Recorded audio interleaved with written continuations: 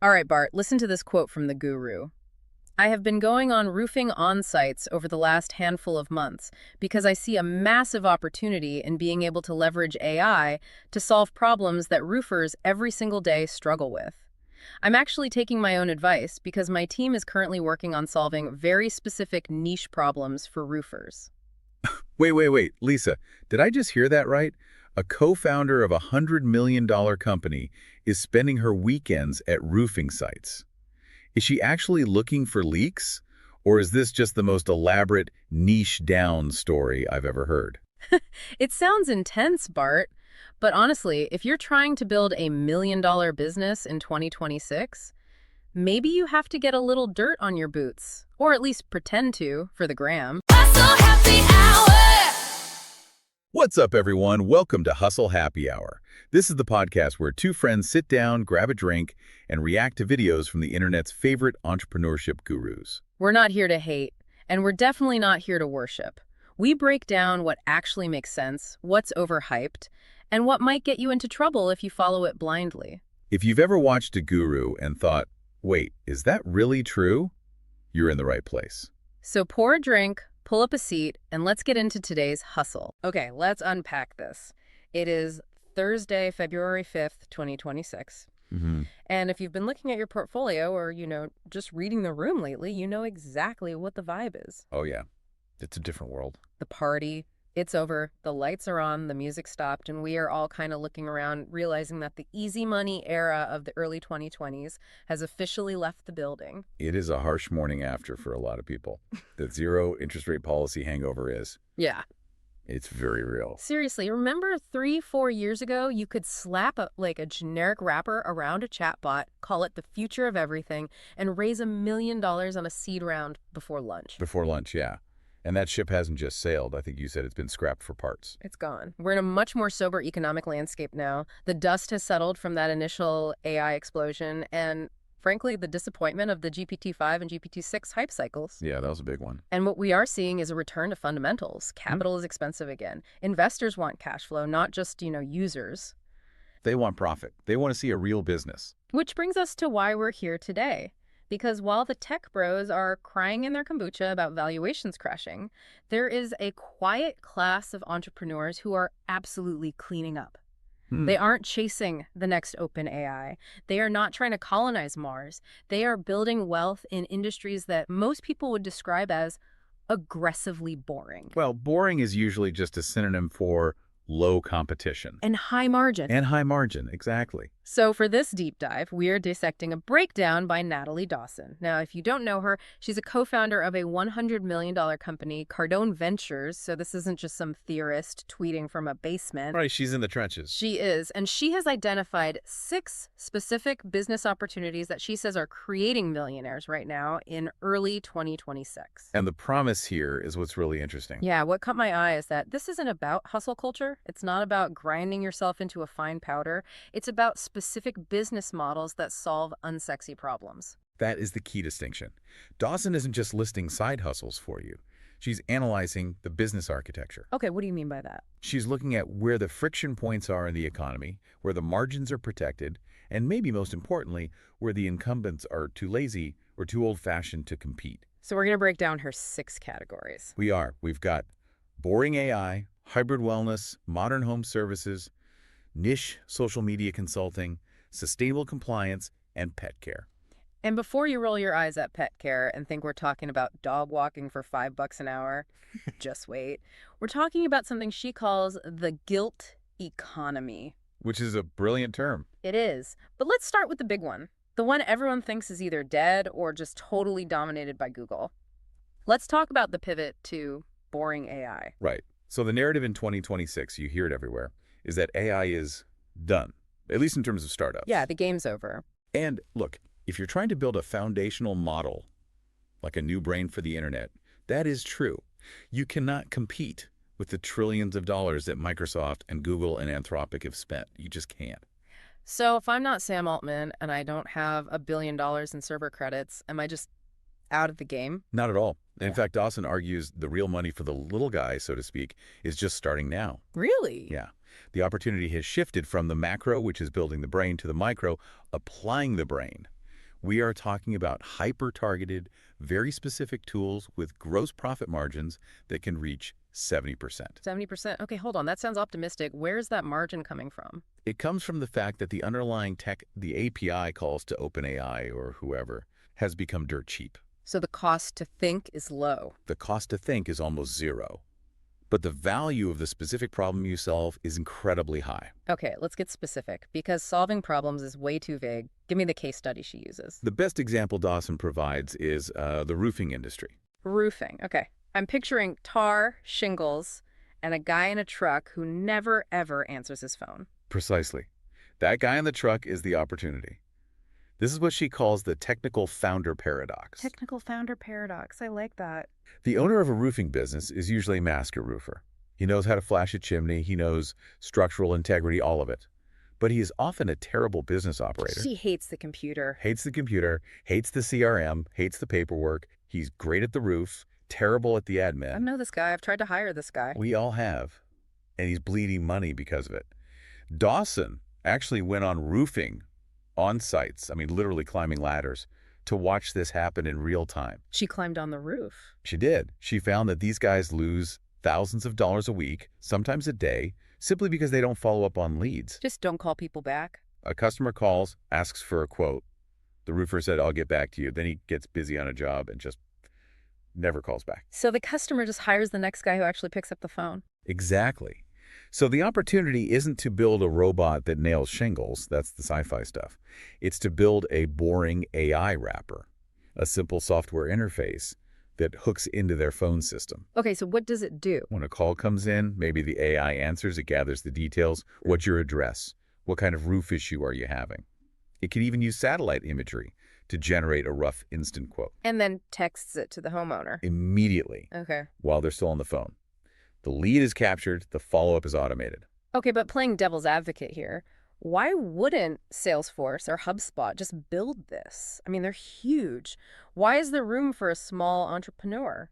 That is the critical question, and the answer is vertical versus horizontal. Explain. Salesforce is horizontal. They build a tool for everyone, from Coca-Cola to a local coffee shop. But a roofer doesn't want a tool for everyone. It's too complicated. Turn any buttons. Way too many buttons. They have to configure it. They don't have time for that. They want a tool that comes preloaded with roofing scripts, roofing materials pricing, and roofing terminology. They want a tool that speaks roofer. Yes. And Salesforce is never going to build a bespoke tool just for roofers in the Midwest. That market is way too small for them. But it's massive for you. It's massive for you. If you can get 500 roofers paying you, say, $500 a month for this service. Do the math on that. That's a $3 million a year business. A $3 million a year business with very, very low overhead. Okay, but $500 a month still seems steep for a piece of software. I feel like I'd get pushback on that price. Would you? Think about the alternative. The roofer would have to hire a full-time admin, a staff member, to answer phones and chase leads. What does that cost? The salary benefits, I don't know, 40, 50,000 a year. At least. 40 to 50,000 a year, plus the headache of managing them. Your tool costs $6,000 a year. So you're saving them over $40,000 instantly. You're saving them $44,000 and a huge headache. The ROI is a complete no-brainer. Okay, that makes sense. You aren't selling AI, you're selling a replacement for a headcount they didn't want to hire in the first place. Exactly. You are selling margin back to them. You're making their business more profitable. But wait, Dawson had a specific point about who should build this because, I can't code. I don't know Python. Am I out? And in 2026, you don't need to. This is the other massive shift. The barrier to entry for the actual coding has collapsed. Oh. Dawson's advice is to partner with a freelance developer. So you don't need a CTO and a whole engineering team. You need a hired gun to stitch the APIs together. You go on Upwork or TopTal, you find a great developer, you pay them a project fee. So my value isn't the code. My value is what then? Your value is the domain expertise.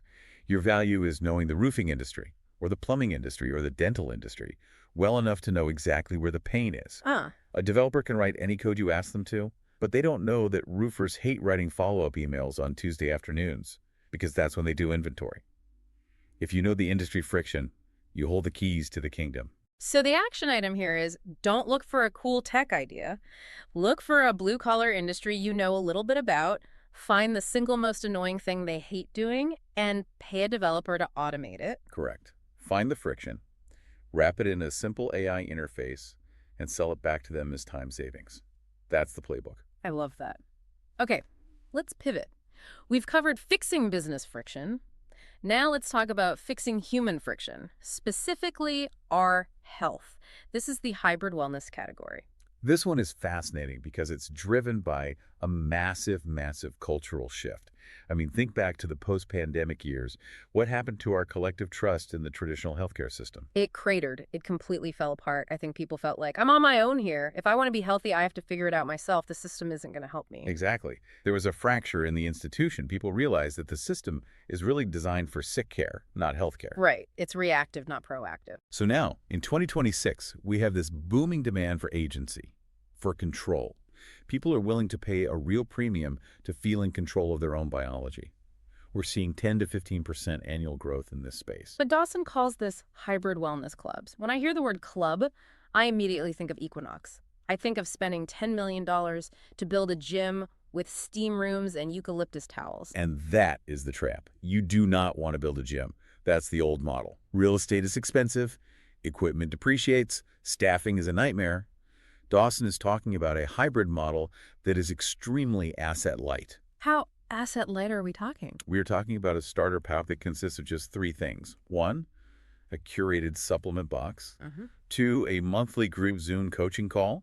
And 3, a WhatsApp or a Circle community. That's it. Wait, hold on. You're telling me people will pay a premium for a box of vitamins in a group chat? I can go to Walgreens right now and buy vitamins for $15. Why on earth would I pay a subscription for that? This is the secret sauce that most people miss. You are not paying for the vitamin. What am I paying for? You are paying for the compliance. Break that down for me. What does that mean? Okay, so you buy that bottle of fish oil at Walgreens. Mm-hmm. It sits on your counter. You take it for 3 days. Then you get busy, you forget. 2 months later, you find it in the back of the cabinet and you throw it out. What was the value to you? 0. Actually, negative $15. Negative $15, exactly. Now, imagine you pay $150 a month to join the Cognitive Performance Club. You get the same fish oil sent to you, but you also get a coach checking in on you every Friday in the group chat. Hey, everyone, how's the protocol going? Okay. And you have a community of 50 other people who are posting their results, sharing their wins. You have a Zoom call where a legitimate expert explains why the fish oil matters for brain function. Are you going to take the pill now? So I take the pill because I don't want to be the one guy who quit in the group chat. Exactly. You are selling accountability. Yeah. You are selling identity. You're selling the feeling of, I am the kind of person who prioritizes my brain health. That identity is worth infinitely more than the commodity product that's in the bottle. So the margin is in the coaching, not the capsule. Correct. The margins on the supplements themselves might be pretty standard. Maybe you double your money. But the margin on the digital community and the coaching component is nearly 100%. And then you can scale up from there. That's the path. You start with the community and the basic supplements. As you build trust and revenue, you can layer in higher ticket items, DNA testing, wearable data integration, blood work analysis, but you have to start with the community first. Is there a legal risk here?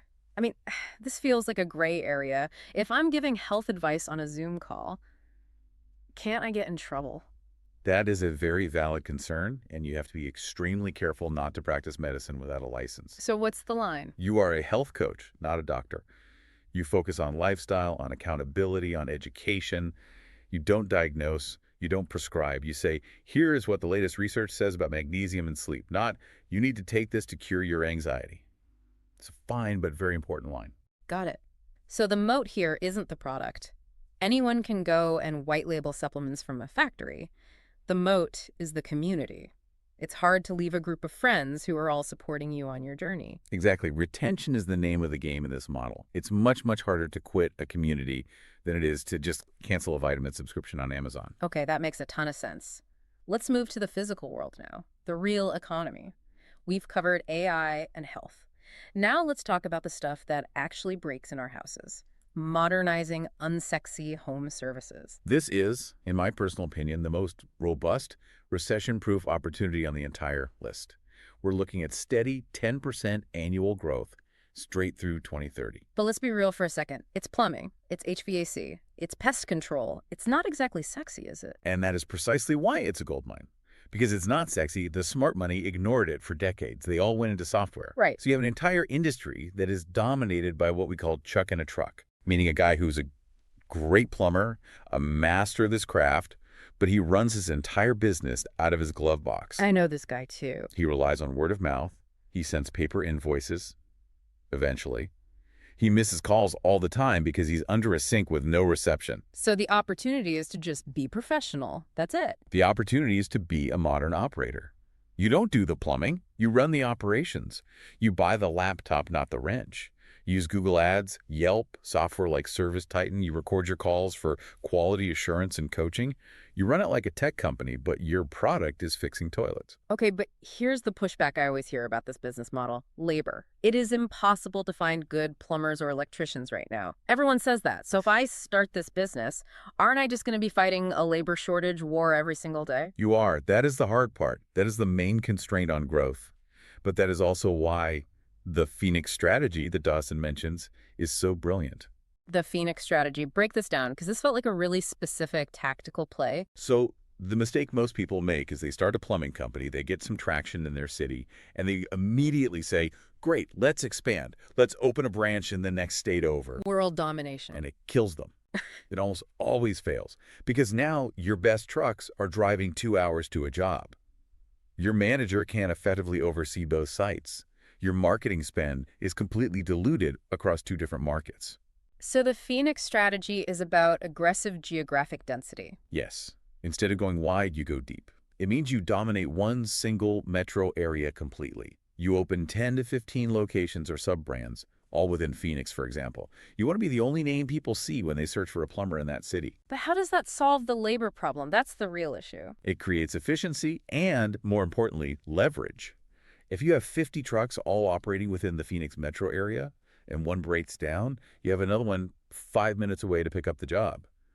If a plumber calls in sick, you have coverage. And because you're the biggest game in town, you can offer better pay, better benefits, better training, and more stability than chucking a truck.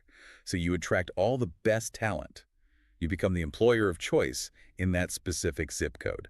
So you aren't trying to be the best plumber in America. You're trying to be the only Curlite plumber anyone thinks of in Phoenix. Correct. You own the Google keywords, you own the billboards on the highway, you own the local labor pool. That's how you scale. And this feels like a massive hedge against AI, right? I mean, ChatGPT can write a poem, but it cannot crawl into my crawl space and kill termites. Exactly. The physical world creates a permanent floor for these businesses. We will always need to be warm in the winter, cool in the summer, dry when it rains, and pest-free. This is a 10-year, 20-year, probably a 100-year play. It's not going to disappear overnight because of a software update. All right, let's flip back to the digital world for a second, because maybe the listener doesn't want to manage a fleet of 50 vans. Fair enough. Maybe they want to stay behind a screen.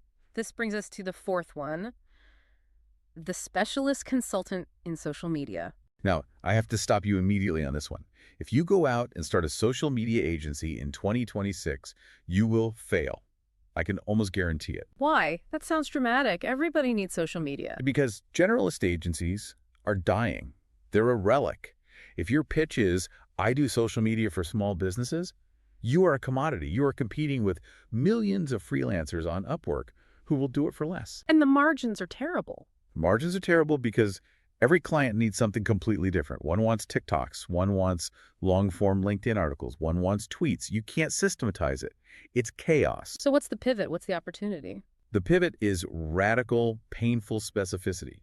You must pick one industry and one platform. And Dawson's example for this was the dentist. Yes, and it's a perfect example. Let's look at the economics of a dentist.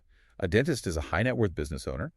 A single new customer for them, say someone who needs a full set of implants, can be worth $20,000, $30,000, even $50,000. That's a very high lifetime value in LTV. Extremely high.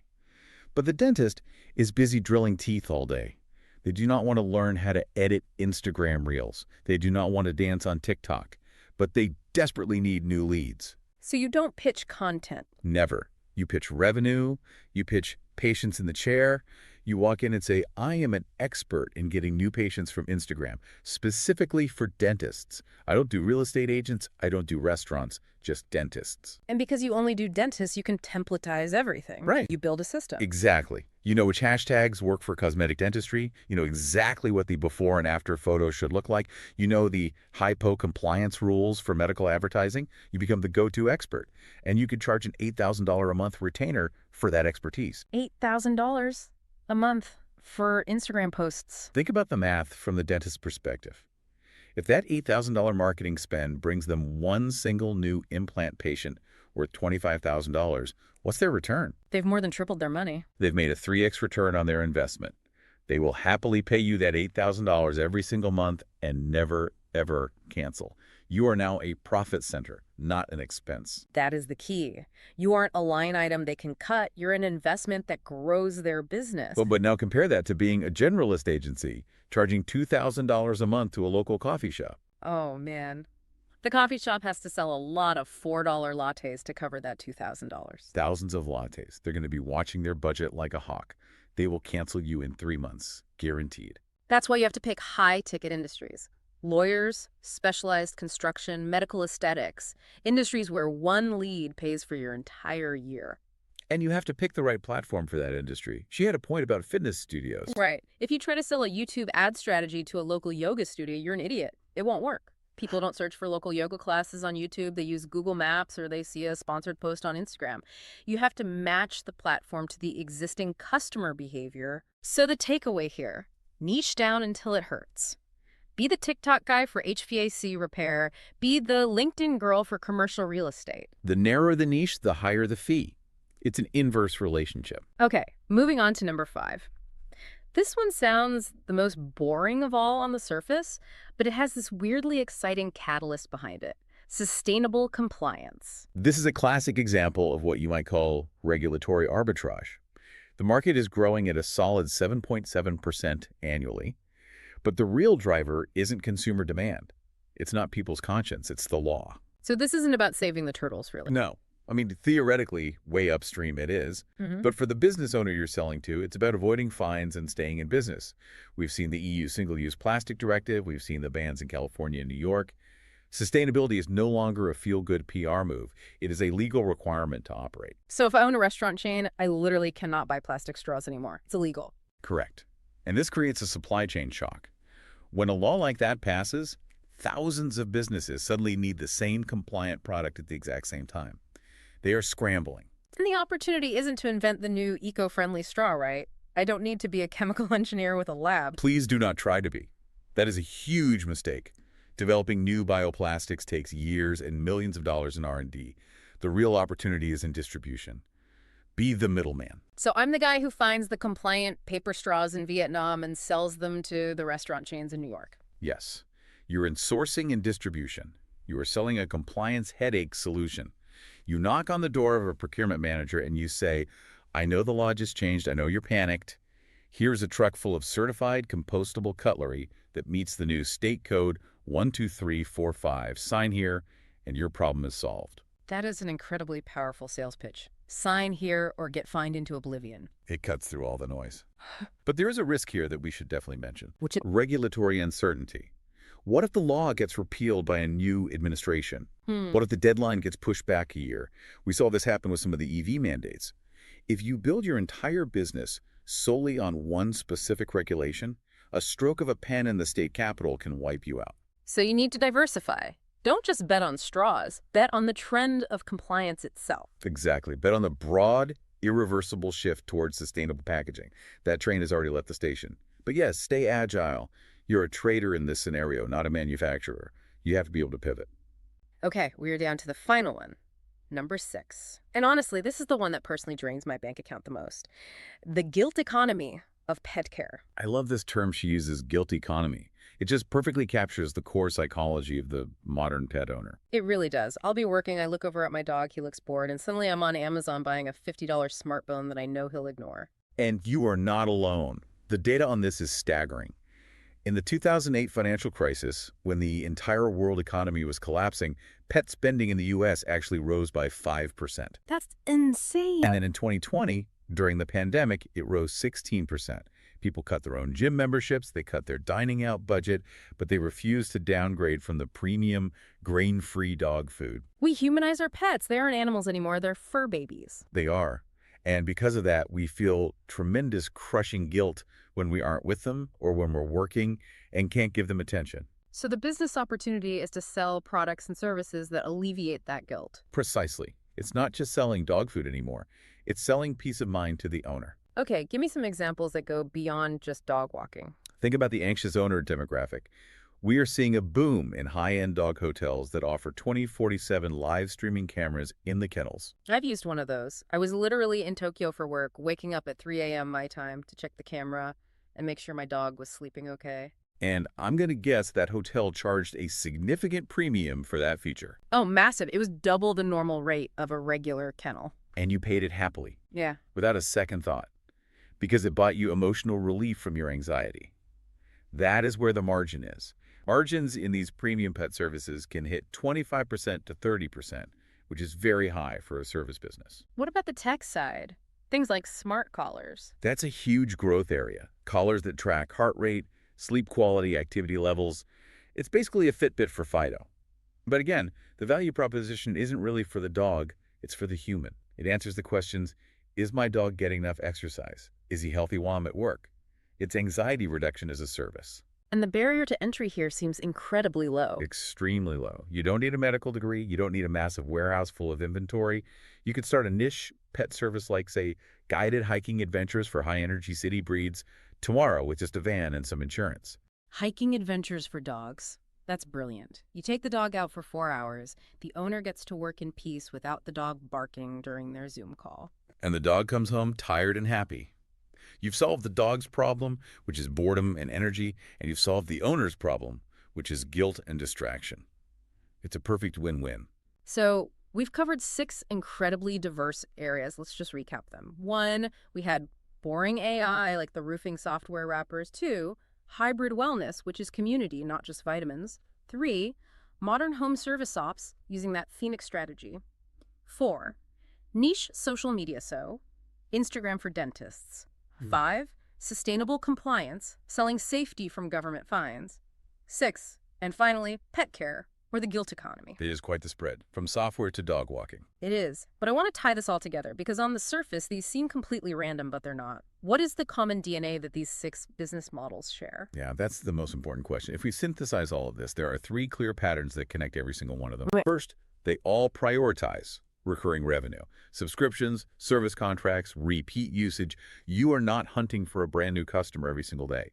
The business builds on itself. Right. The dentist pays the retainer every month. The roofer pays the software fee every month. The dog gets walked every week. The second pattern is that they all target high friction. They address deep, visceral pain points, guilt, fear of fines, lack of time, technical incompetence. They aren't nice-to-have vitamins. They are must-have painkillers. And third, what's the last piece? Third, and this is probably the most important one for the economy of 2026, they prioritize boring execution over flashy, risky innovation. None of these ideas require you to be a genius inventor. You don't need to be Elon Musk. You need to be a competent, disciplined operator. Being a competent operator, that sounds easier said than done. Dawson had one final piece of advice on this, right? The annual planning concept. Yes, and this is the boring discipline that actually makes the millions. She says most small business owners, the ones who fail, live week to week, they wing it financially. Let's see how much money is in the bank account on Friday and hope for the best. Exactly.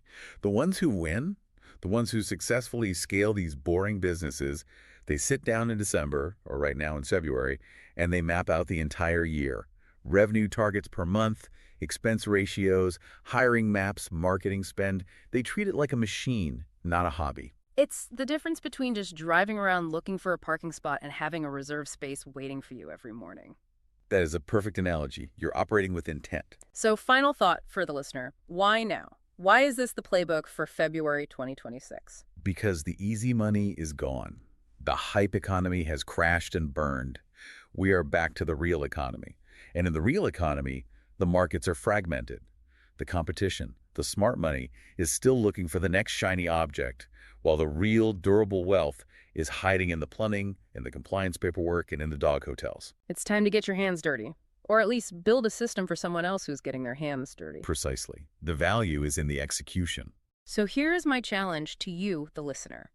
Look around your life today, this week. Find one friction point, one single thing that is annoying, slow, inefficient, or outdated, and ask yourself this question. Is there a boring business hiding behind that problem? There usually is. And it's probably more profitable than you think. I pulled a few comments from the video. Here's a supportive one. Finally, someone said it. Boring businesses are the way. I'm tired of hearing about drop shipping. I feel that. It's refreshing to hear about roofers instead of drop shipping cat brushes. Here's a skeptical one. Natalie, you have a $100 million company. Of course, you can go to a roofing site and build an app. How does a guy with no money do that? Spot on. The startup cost of these simple ideas is much higher than she implies. And the unhinged one. My dog doesn't need AI monitoring. He needs a job to pay for his own premium kibble. Can Natalie help with that? I mean, if she can build a personal CRM for dogs, maybe. Final verdict time. Is this good advice, situational advice, or pure hustle hype? I'm going with situational advice. If you are already an operator or have some capital to systemize a service business, her advice on home services and AI tools is gold. But if you're a total beginner, telling you to build an AI tool or overhaul a dentist's revenue is a recipe for burnout. I agree. It's high-level hustle. It's great if you're already in the game, but maybe a bit too easy sounding for those of us still at the bar. And that's it for today's session at Hustle Happy Hour. If you enjoyed this breakdown, make sure to like, subscribe, and share it with someone who's ready to level up and build something big. If you want more, check out our other videos where we deconstruct more guru gems and traps. And hey, if there's a video you want us to react to next, drop it in the comments below or send us a link. We're always looking for the next hustle to deconstruct. Until next time, stay spicy, but keep the hustle real and keep the drinks cold. Cheers. Hustle